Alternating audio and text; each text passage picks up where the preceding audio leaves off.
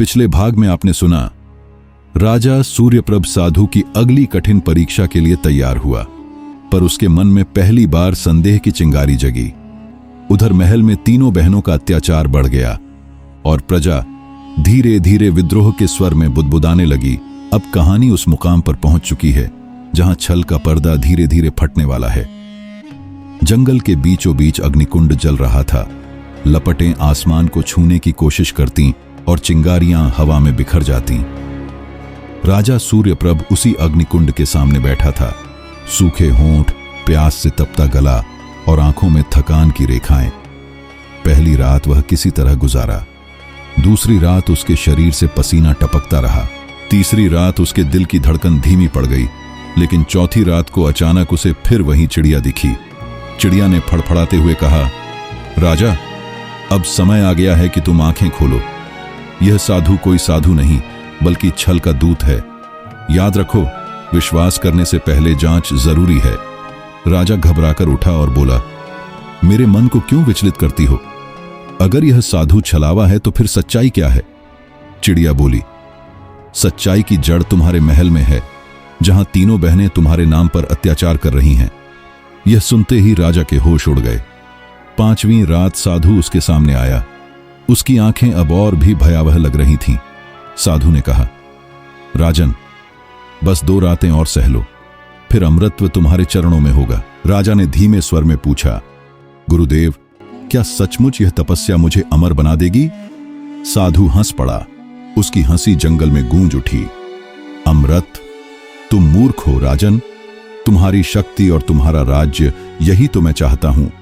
तुम्हें मरना होगा ताकि तुम्हारा सिंहासन खाली हो सके।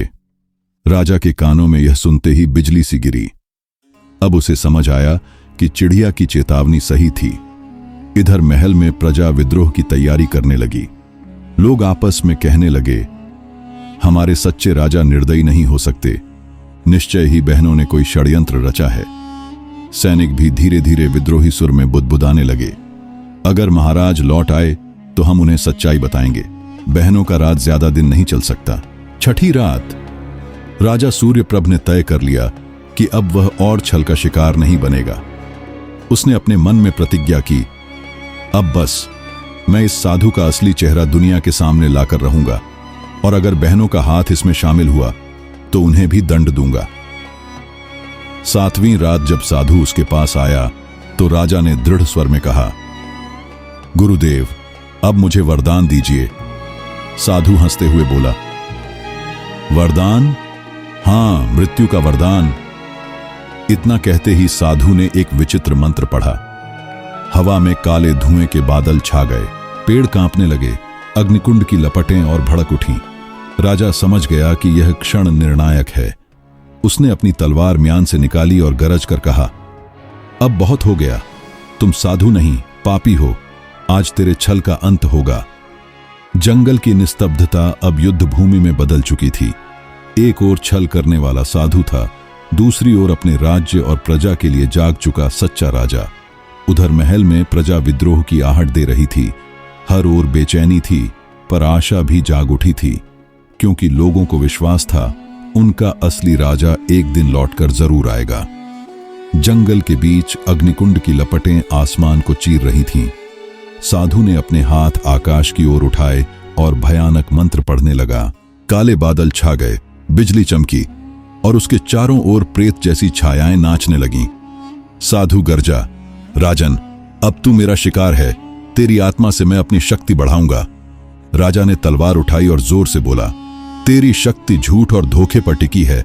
सत्य की तलवार तेरे हर छल को काट देगी। दोनों आमने सामने खड़े थे। एक तरफ अंधकार का बल, दूसरी ओर धर्म और साहस की ज्वाला। साधु ने हाथ घुमाया और काले धुएं का भयानक गोला राजा की ओर फेंक दिया। राजा ने तुरंत तलवार घुमाई और वह गोला टकराकर चिंगारियों में बिखर गया। जंगल गूंज उठा। साधु ने एक के बाद एक मंत्र चलाए। भूत प्रेतों की परछाइयां राजा पर टूट पड़ी, पर राजा ने अपनी तलवार से उन्हें काटकर राख कर दिया। राजा चिल्लाया, तेरे जादू का अंत यहीं होगा।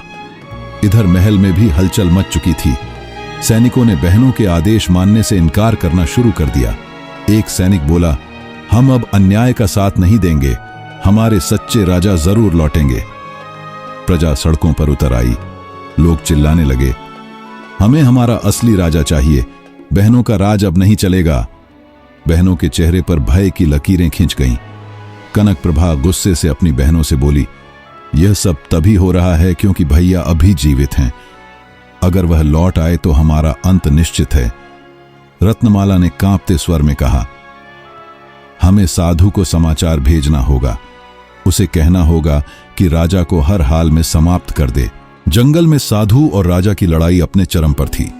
साधु ने एक विशाल अग्निकुंड उठाकर राजा पर फेंका।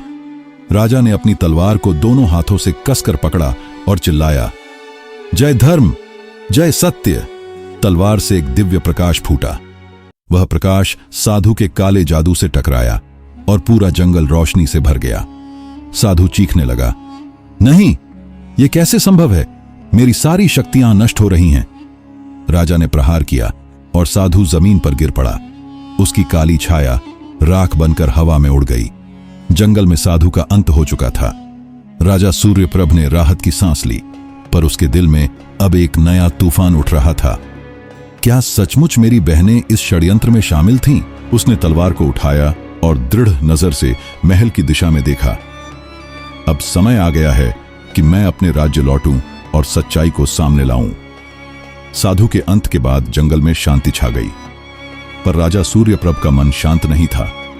वह आसमान की ओर देखकर बोला, हे ईश्वर, अगर मेरी बहनें इस षड्यंत्र में शामिल हैं तो मुझे शक्ति देना कि मैं न्याय कर सकूं। वह तलवार उठाकर घोड़े पर सवार हुआ और महल की ओर चल पड़ा। रास्ते में उसे प्रजा के लोग मिले। लोग आश्चर्य और खुशी से चिल्ला उठे, महाराज, हमारे सच्चे राजा लौट आए। गरीब और दुखी जनता दौड़कर उसके चरणों में गिर पड़ी। एक वृद्धा बोली, महाराज, आपकी बहनों ने हम पर अत्याचार किया, हमारी जमीनें छीनी, बच्चों को भूखा रखा। हमें विश्वास था कि आप लौटकर न्याय करेंगे। राजा की आंखों में आंसू भर आए। उसने वृद्धा को उठाते हुए कहा, डरो मत, अब सत्य का राज होगा। अन्याय का अंत हो चुका है। महल में उस समय तीनों बहनें बैठी थीं। वे सैनिकों और दरबारियों से गुस्से में कह रही थीं। कनक प्रभा बोली, प्रजा हमारे खिलाफ क्यों भड़क रही है? क्या तुम सब में हिम्मत नहीं कि विद्रोह को दबा सको?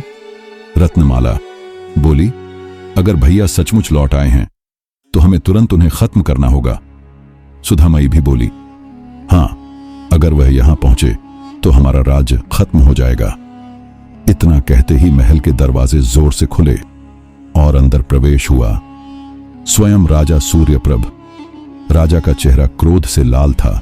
उसकी तलवार चमक रही थी।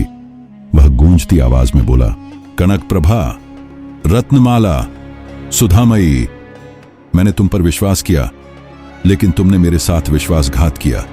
तीनों बहनें कांप गईं, पर कनक प्रभा हिम्मत दिखाते हुए बोली, भैया, आप गलत सोच रहे हैं। हम तो केवल आपके आदेश का पालन कर रही थीं। राजा गर्जा, झूठ मत बोलो, तुम्ही ने मुझे उस साधु के पास भेजा था। तुम्ही ने मेरे नाम पर प्रजा से अत्याचार किया।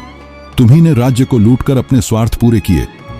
रत्नमाला डरते हुए बोली, भैया, हमने तो केवल राजा ने बीच में ही तलवार जमीन पर दे मारी और चिल्लाया, मौन रहो, तुमने मेरे विश्वास को तोड़ा। याद है चिड़िया की पहली सीख, कभी किसी पर अंधा विश्वास मत करो। आज मैं समझ गया कि वह सीख क्यों दी गई थी। दरबारियों और सैनिकों की भीड़ जमा हो गई। सब लोग चुपचाप राजा और बहनों को देख रहे थे। राजा ने कठोर स्वर में कहा, आज से तुम तीनों को इस राज्य से निर्वासित किया जाता है। तुम्हारे लिए इस धरती पर कोई स्थान नहीं। प्रजा के आंसुओं और भूख का प्रायश्चित तुम्हें भटकते भटकते करना होगा। इतना कहकर राजा ने सैनिकों को आदेश दिया। सैनिक आगे बढ़े और तीनों बहनों को बांध लिया। वे रोने लगीं, गिड़गिड़ाने लगीं, भैया, हमें क्षमा कर दो, हमसे भूल हो गई। राजा ने दृढ़ स्वर में कहा, अन्याय करने वालों को क्षमा नहीं, दंड मिलता है। सत्य और धर्म का राज ही शाश्वत है। तीनों बहनों को निर्वासित कर दिया गया। महल फिर से प्रजा की जय जयकार से गूंज उठा। जय सूर्यप्रभ, जय धर्मराज, हमारा सच्चा राजा लौट आया। राजा ने प्रजा को आश्वासन दिया, अब कोई भूखा नहीं रहेगा, कोई गरीब नहीं रोएगा। यह राज्य सत्य, धर्म और न्याय पर चलेगा। लोगों की आंखों में आंसू थे, लेकिन अब वे आंसू दुख के नहीं बल्कि खुशी के थे। रात को जब सब शांत हो गया, राजा अपने कक्ष में बैठा सोचने लगा। वह बुदबुदाया, चिड़िया ने मुझे 3 बातें सिखाई थीं और वही 3 बातें मेरे जीवन का सबसे बड़ा सत्य बनी। कभी किसी पर अंधा विश्वास मत करो, क्योंकि विश्वासघात सबसे बड़ा शस्त्र है। लालच मत करो, क्योंकि लालच इंसान को बर्बादी की ओर ले जाता है। बीते हुए पर पछतावा मत करो, क्योंकि अतीत बदला नहीं जा सकता, पर भविष्य संवारा जा सकता है। राजा मुस्कुराया और बोला, अब मैं इन बातों को हमेशा याद रखूंगा, यही मेरे राज्य की नींव होंगी। सुबह जब सूर्य उदय हुआ तो राज्य में भी एक नई सुबह का आगमन हुआ। पक्षियों की चहचहाहट, किसानों की हंसी और प्रजा की संतुष्टि ने वातावरण को पवित्र कर दिया। राजा सूर्यप्रभ अब समझ चुका था कि सत्य ही सबसे बड़ी शक्ति है। दोस्तों, यह थी राजा सूर्यप्रभ की कथा, जहां एक छोटी सी चिड़िया की 3 बातें राजा के पूरे जीवन का मार्गदर्शन बनी। याद रखो, अंधा विश्वास मत करो, लालच मत करो और बीते हुए पर पछतावा मत करो। यही 3 बातें हमें भी जीवन भर संभाल सकती हैं। ये थी सुनो सब कहानी की आज की कहानी। और कहानी अच्छी लगी हो तो वीडियो को लाइक करके चैनल को सब्सक्राइब जरूर कर ले। मिलते हैं अगली प्रेरक कथा में। तब तक के लिए धन्यवाद।